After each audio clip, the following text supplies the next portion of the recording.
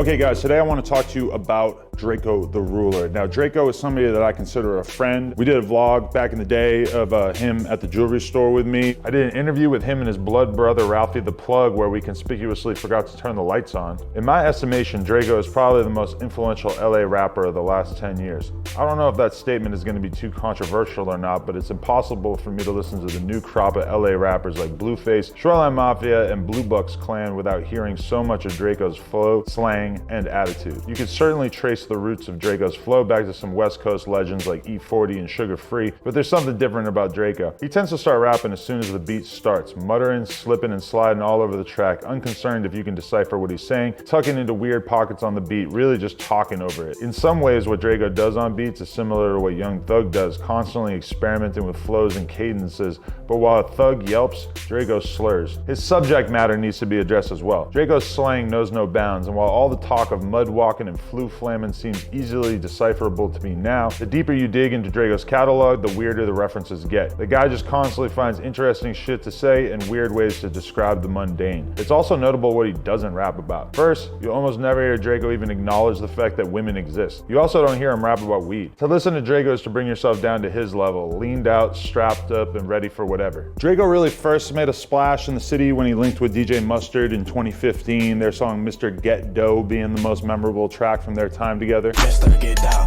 Mr. Get Down, Mr. Get Down, Mr. Get Down. But over the past few years, he's been better known for his work with 03 Greedo, Shoreline Mafia, and his own Stink Team collective. And if you were to listen to some of Drakeo's past work, you might think that it actually sounds similar to some of the stuff that a lot of LA rappers have been putting out for the past few years. And that's because while Drakeo's sound has certainly inspired many of the new generation of rappers coming out of LA, his legal troubles have made it hard for him to capitalize on his influence. So while Drakeo sits rotting in jail waiting to face charges, most of which he already beat once, and all of which are the product of an egregious investigation that probably should have never involved Drakeo in the first place, let's get into this story. This tale begins at a naughty or nice pajama party in the city of Carson. Approximately 160 people were there partying when shots rang out. People ran for their lives, but nobody talked to the cops and no arrests were made. There was some grainy, dark surveillance footage and a few shell casings, but the murder itself was not caught on tape. The next day, Davion Gregory, also known as Red Bull, was pronounced dead at Harbor UCLA Medical Center. He was a member of the Inglewood family Bloods, and he was hit with 5 shots. You can actually see Red Bull in this interview with Munchie B on the Street Gang's YouTube channel posted up. 2 others were wounded as well. Travis Harvey Broom, who briefly played in the NFL, and Quentin Polk, who played football for Missouri Western State, although both of their injuries were relatively minor. So how does this relate to Drakeo? Well, before the party, a dozen members of the Stink Team were all kicking into Drakeo's apartment not far from the LAX airport, and they attempted to attend the party. According to the district attorney, they were headed to the party with the goal of murdering fellow LA rapper RJ, even though RJ was never scheduled to perform and did not in fact attend the event. But according to the DA, Jaden A.B. Boyd and Mikkel Kells Buchanan were the shooters,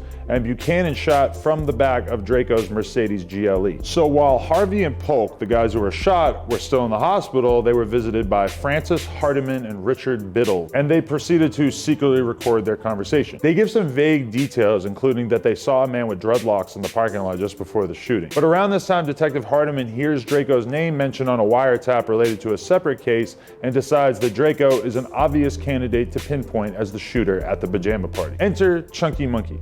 It's a pretty good song, and it exemplifies what makes Drakeo and the Stink Team's music so terrifying, so gripping, and in the hands of Detective Hardiman, so perfect to serve up to the jury in order to convince them that Drakeo's Stink Team were not just a rap crew, but also a murderous gang. The detectives found a few things in the Chunky Monkey video that convinced them Drakeo and his boys were responsible for the December 10th shooting. First, Drakeo is shown driving a black Mercedes-Benz similar to one seen at the shooting. Secondly, there is both a 40 Glock pistol and a 38 revolver flashed on screen, matching the shell casings that were found at the scene of the crime. A quick note to anyone who finds this evidence damning, it's not. These are 2 of the most common handguns in America. Towards the end of the video, a non-rapping member of the Stink Team named Davion Solo Irvin is seen, which to Hardiman could quite possibly be the dreadlocked man spotted at the scene. Hardiman runs the serial number of the Glock seen in the Chunky Monkey video through an automated firearm system and claims that it matches the ballistics of the evidence found at the shooting. From there, the detectives begin to stalk Drakeo. They obtained warrants from the telephone companies to obtain the phone numbers and addresses of Drakeo and his friends. They tracked down Drakeo's apartment address and even popped up at his crib on New Year's Eve at 11:30 to watch the festivities. On January 2nd, 2017, Hardiman sends a SWAT team to Drakeo's apartment, which by the way is seen in the video for his Insecure freestyle along with Desto Dub, to arrest Ralphie the Plug, Drakeo, the Stink Team member Too Shitty, Ralphie's mother, and a few others who were in attendance. They also find a bunch of guns and the masks used in the Chunky Monkey video. So the cops then proceed to plant snitches wearing wires in the Stink Team members' cells, with the intent being to find out if the Stink Team had some inside knowledge of the pajama party murder. Too Shitty tells one of the informants that the shooter was a 17-year-old Roland 40s Crip who goes by the name Jaden Boyd. Jaden is then interrogated by another undercover snitch who gets him to admit that he shot up the party along with his friend and that the guy, Red Bull, who died was somebody he had beef with. The snitch prods for information that would connect Drakeo to the shooting, but he doesn't volunteer anything. Case closed, right? We know who shot the guy, we know what his motive was. How is Drakeo even involved in this at this point? Well, it turns out that Hardiman found a little chunk of the recorded conversation that he could manage to connect to Drakeo. We wasn't going on a mission. It was just, when we got there, we were there for a dude from Athens. The informant replies, "It wasn't that dude RJ, was it?" Knowing that RJ and Drakeo had beef for a few years. So Hardiman hears this and he decides that this is a confession that Drakeo went there with his boys to kill RJ. No, this was never about RJ. Hardiman was trying to figure out who killed Davion Gregory, not RJ. RJ wasn't supposed to perform, wasn't planning on attending, and definitely didn't actually go to the party, but nonetheless, this was used as evidence to claim that Drakeo conspired to murder RJ. Note that RJ has gone on the record saying that Drakeo's beef with him wasn't serious enough that he would have wanted him dead. Once Jaden accidentally snitches on himself, Boyd does as well.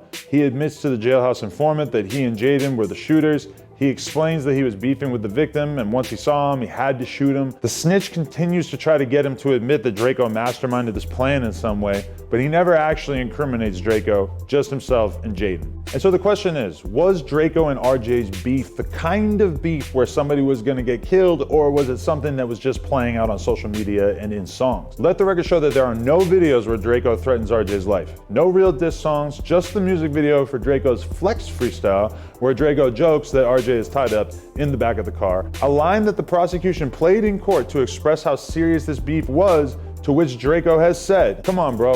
When I said RJ was tied up in the back of the car, was RJ actually tied up in the back of the car? They take this shit too literally. It's not that serious." In fact, just to emphasize how not serious this beef between Drakeo and RJ was, about a week after the pajama party murder, Drakeo and RJ ran into each other at Barry's Pizza and squashed their beef. What are the odds that Drakeo would so easily settle the feud just a week after going on a mission to murder this guy? But regardless, the DA argues that because Drakeo went to a party and two of his friends ended up killing someone as a result of a beef that had nothing to do with him, that he is responsible. Once Drakeo makes it to trial, everyone has pleaded the fifth, besides Davion Irvin, aka Solo, who had traveled to the party with Drakeo when the shots were fired. Because the cops found a video of him shooting a gun into the ceiling of his own home on Facebook, and they convinced him that he was gonna get life in prison, which is why he's now on the stand telling the jury all that he knows about his former crew. Solo told the jury that him, Drakeo, and the other guys were outside the party smoking and hanging out when Too Shitty approached the window to warn them that the Inglewood family bloods were there. According to Solo, Drakeo responded, "Let's get out of here." But within seconds, AB and Kells were shooting it out with Red Bull and the football players. Solo said that after the shooting, there was silence the whole way back to Drakeo's place.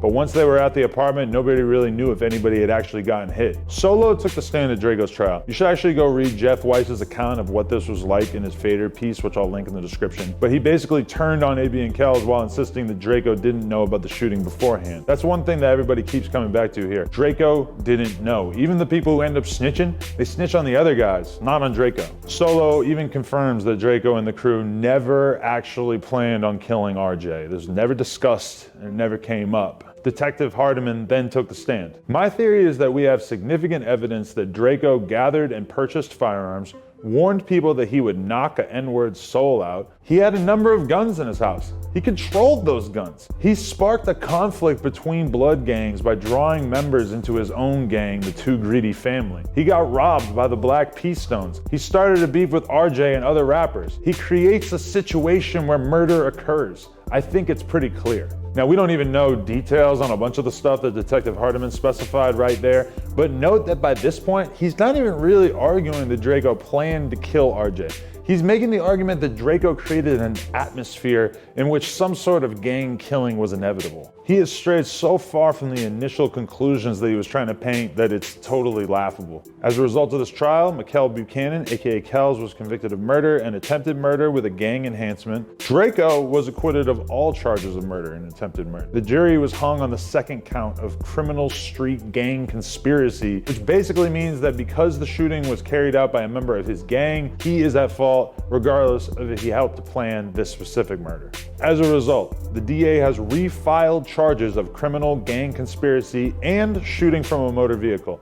And so, Drakeo continues to rot alone in prison. Drakeo sent out a few tweets after the new trial was announced. They literally trying to charge me with the same crime I just got acquitted of. I understand y'all trying to make the victim family feel like y'all doing justice for him, but I just got acquitted of the charges. But God got the last say so. We know the truth. It's been almost a year since Drakeo was acquitted of murder, but he's still sitting in jail awaiting his next trial. At this point, it seems obvious that there's no real evidence to suggest that Drakeo planned the murder that took place, or that he planned to murder RJ that night either. At this point, it seems obvious what this is about: an attempt by the DA to villainize an up-and-coming rapper before he really even got his career off the ground, and to pin him with a murder that he had nothing to do with. All right, so hopefully you guys enjoyed this video all about Drakeo the Ruler. I'm actually thinking about doing another video on my personal YouTube channel, the Adam22 channel, about Drakeo and the rest of his crew. Ralphie the Plug, his brother, is also locked up for some pretty messed up stuff. So we can go into all that, all the unfair things that happened in Drakeo's case if you follow my other channel. I just want to say Drakeo, one of the most talented rappers in LA history, and it's really, really dreadful to go on iTunes and see that his last project came out in 2017. So that's the whole reason why I made this video. I just really, really want more people to be aware of how fucked up his situation is, especially with the whole coronavirus pandemic and everything. My man is just sitting there in jail,